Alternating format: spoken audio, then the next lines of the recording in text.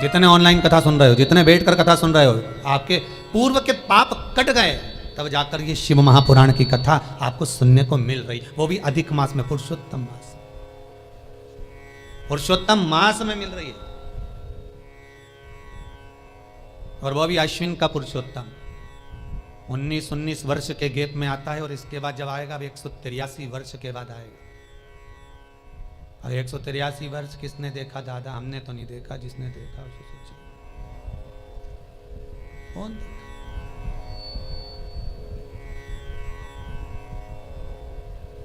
यहां तो पल भर का ठिकाना नहीं, एक पल का ठिकाना नहीं। बस अपनी डोर भोलेनाथ जी के हाथ में है, वो पतंग उड़ा रहे हैं। कब यमराज की पतंग उधर से आ गई और अगर काट के चली गई, वो तो डोर अगर मजबूत है तो फिर भी पेंच लड़ा सकते हो, और अगर डोर ही कमजोर हुई तो दादा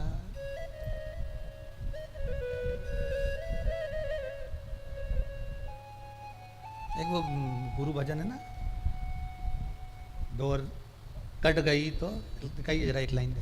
सतगुरु में तेरी पतंग, सतगुरु में तेरी पतंग, हवा बिच उड़ती जावांगे, हवा बिच उड़ती जावांगे, साइया टोर हत्तो छुट्टी ना में टुट्टी जावांगे। भगवान से कहते थे ना, छोड़ना नहीं।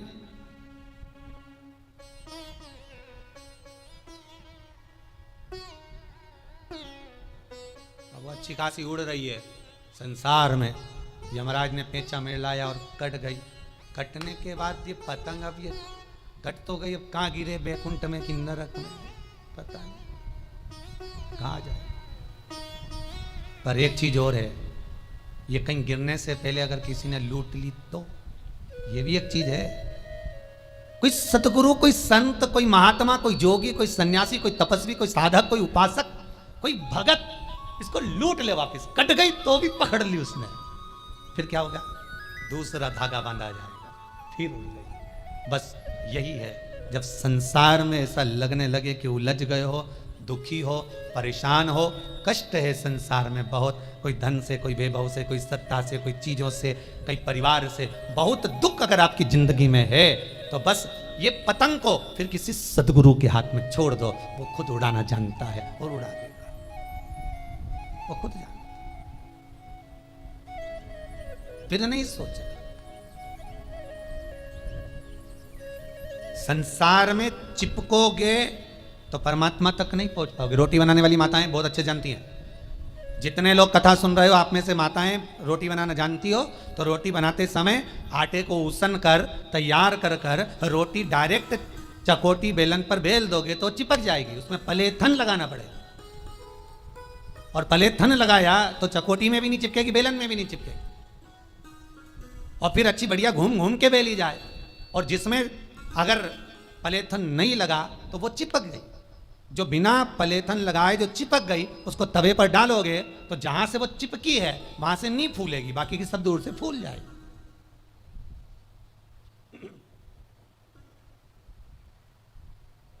पलेथन लगाया लोई में तो चिपकी नहीं है। चकोटी मतलब ये संसार, बेलन मतलब परिवार। जब परिवार रूपी बेलन से बेले जाओगे, अगर भगवान की कथा का, शिव महापुराण का पलेथन लगा हुआ है तो फिर संसार में चिपक नहीं पाओगे, ये पक्का है, चिपकोगे नहीं।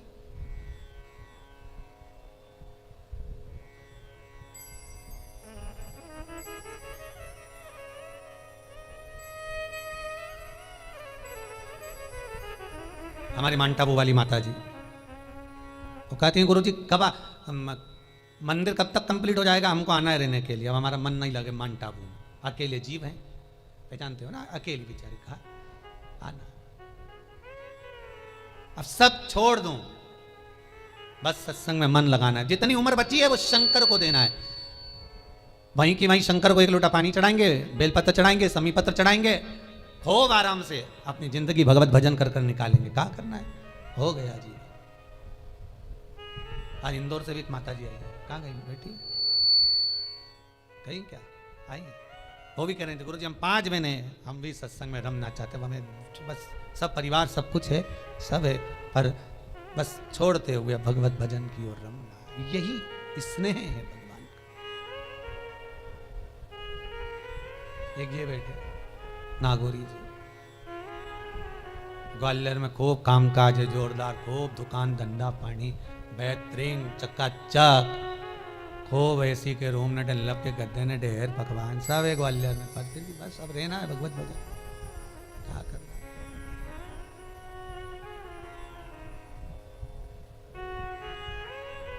और होना चाहिए, भजन बिना यहाँ रहना मना है, भजन बिना यहाँ खाना मना है, भजन करो तो ये मौका मिला रे, ये मौका मिला है, लॉकडाउन तुम्हारे लिए लगा है कि ये कथा शिव महापुराण तुम बैठकर सुनो, आनंद लो और अपनी जिंदगी को सवार लो, भटकना छोड़ दो दुनिया वालों में, यहां चले गए वहां चले गए, वो उसके यहां गए उससे काम नहीं बना उसके यहां पहुंच गए, उसके यहां काम नहीं बना उसके यहां पहुंच गए, भटकन है, क्यों भटक।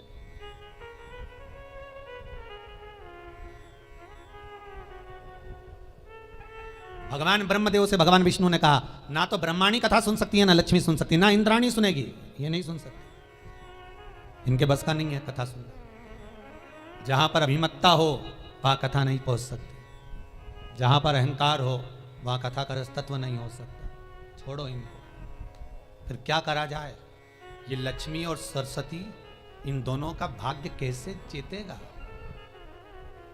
कैसे कृपा होगी। तो भगवान विष्णु तुरंत देवऋषि नारद को याद किए, नारद जी के साथ में शंकर जी के सामने खड़े हो गए,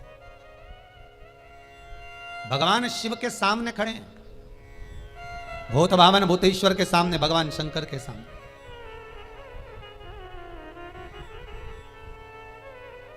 निवेदन करा हाथ जोड़कर, भोलेनाथ कृपा करिए, हर हर महादेव।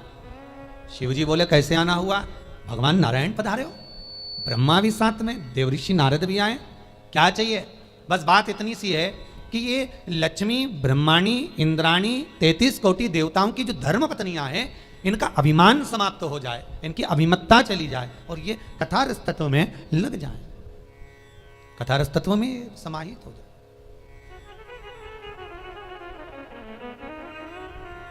कहा यदि ये सत्संग करें, सुंदर बात है, राम जी शबरी के दरवाजे पर जाकर सबसे पहला संबोधन 9 भक्ति में से एक भक्ति कही थी, प्रथम भक्ति संतन कर संगा, दूसरी रति मम कथा प्रसंगा। सबसे पहला क्रम है सत्संग। तो सत्संग किसके साथ करना है, कोई अच्छा गुरु मिल जाए, कोई गुरु भी ना मिले तो कोई अच्छा शिष्य मिल जाए।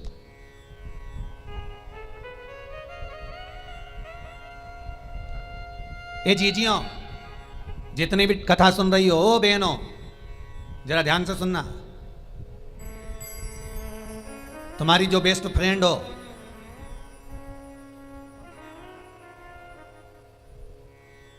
है हाँ, जो तुम्हारी बेस्ट फ्रेंड हो,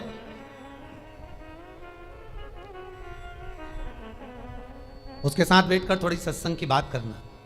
अगर उसका मन सत्संग में रम रहा हो तो समझ लेना वो तुम्हारी बेस्ट फ्रेंड है। और जो बात करते करते बात को फिर कहीं चुगली निंदा या अपने फैशन शो में या पार्लर में या वहाँ कहीं वापस मार्ग से विभाजित हो जाए, समझ लेना ये बेस्ट फ्रेंड नहीं है। फिर ये बेस्ट नहीं, ये बेफालतू की फ्रेंड है।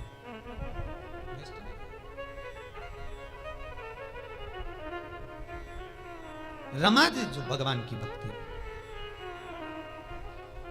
मातंग ऋषि के आश्रम में सबरी बैठी थी, भिलनी दौड़ कर गई थी।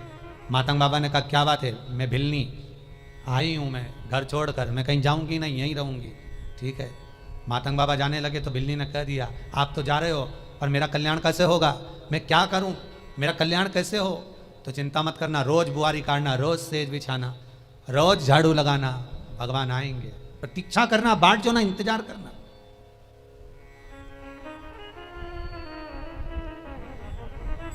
और विश्वास रखकर अगर तुम भगवान को बुलाओगे तो भगवान आएगा, कैसे नहीं आएगा। पर विश्वास पूर्ण होना चाहिए, विश्वास होगा तो भगवान है।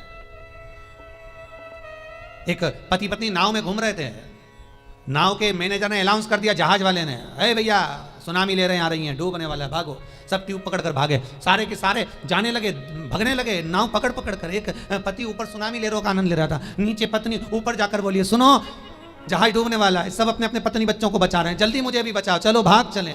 पति तो लहरों का आनंद ले रहा था, कुछ बोला ही नहीं। पत्नी नीचे गई, फिर ऊपर आई, सब भाग रहे हैं, जल्दी मुझे बचाओ, सब मर जाएंगे अपन, जल्दी चलो, सब भाग रहे हैं, अब मैं भी जाऊं, चलो। पति लहरों का आनंद ले रहा था। पत्नी को गुस्सा आया, मैं जानती हूं तुम तो मुझे मरा हुआ देखना चाहते हो, जिससे तुम दूसरी शादी कर लो, मैं मर जाऊंगी ना तब मालूम पड़ेगा। पति को गुस्सा आया, उसने जेब में से बंदूक निकाली, पत्नी के सिर पे रख दी, ले मरो मरो करती, मैं तुझे अब भी मार डालता हूं, 1 मिनट नहीं लगेगा, अब भी मार रहा हूं। और खटका दबाने ही वाला था, इतने में पत्नी हंसने लगी। पति पूछा, काहे को हंस रही है, हंस क्यों रही है। पत्नी बोली, मैं जानती हूं तुम मेरे पति हो, तुम मुझे मार नहीं सकते। पति बोला, वाह, सिर पर बंदूक रखी है और कह रही कि तुम मेरे पति हो, तुम मुझे मार नहीं सकते। पति कहता है, जितना विश्वास तुझे अपने पति पर है कि पति मार नहीं सकता, उतना विश्वास मुझे मेरे महादेव पर है कि वो डूबने नहीं दे सकता। ये विश्वास पूर्ण होना चाहिए, ये भरोसा प्रबल होना चाहिए। मानो तो गंगा माहूं, ना मानो तो बहता पानी। अगर शिव पुराण को विश्वास मानकर सुनोगे कि बाबा ने बताया ये चीज करना है तो वो होगा, विश्वास नहीं तो गए कौन करे।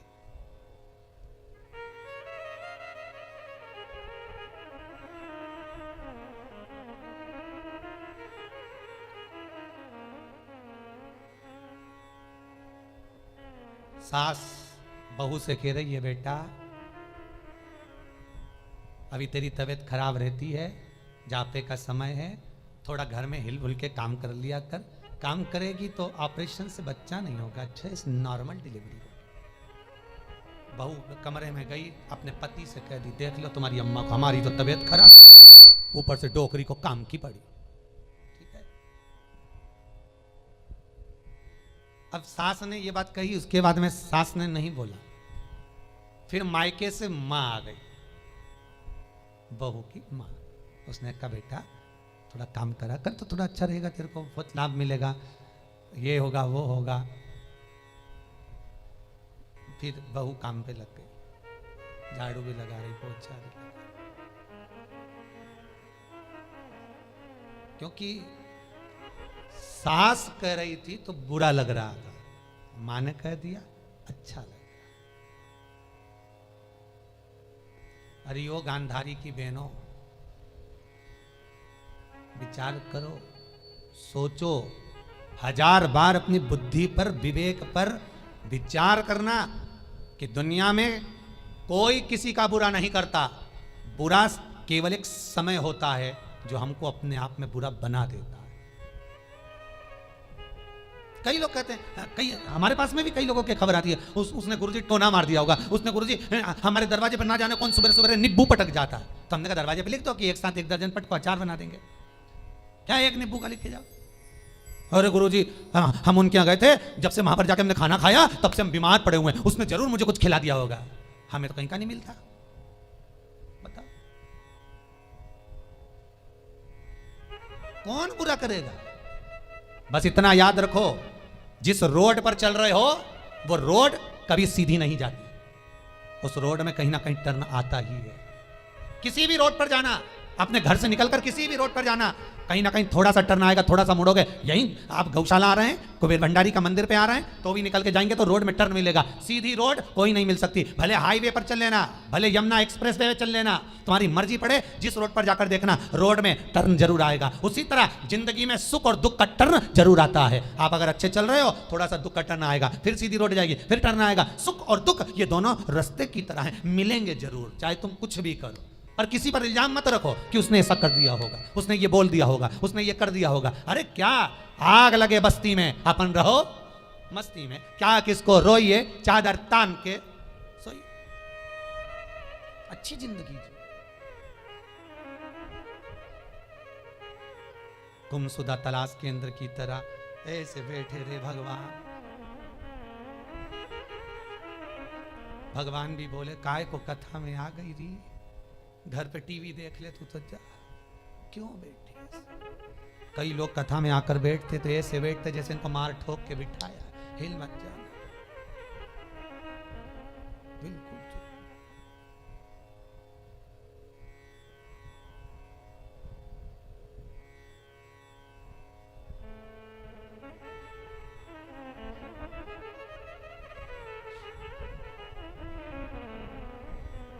कई लोग मंदिर में भी जाते तो ऐसे हाथ जोड़कर खड़े हो जाए, भगवान ऐसा मुंह बना के भगवान के भगवान भी रुक्मणी राधा जी से के इसको घर भेज दे, अच्छा।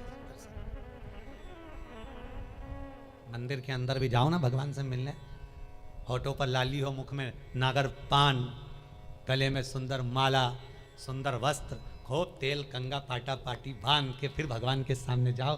कितना भी दुख हो भगवान के सामने प्रसन्न दिखना, भगवान भी कह देगा इतना दुख होने के बाद भी इतनी प्रसन्न है, जा ऐसी ही प्रसन्न बनी रहे। दुख कट गया, दुख कट गया। और जो भगवान के सामने गया दिया बत्ती, भगवान भगवान के काय को आ गई लीला बाई, प्रसन्न नहीं।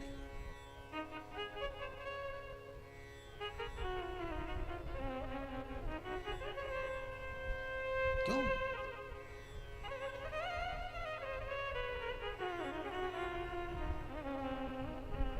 कुछ नहीं बिगड़ा, अभी भी समय बाकी है।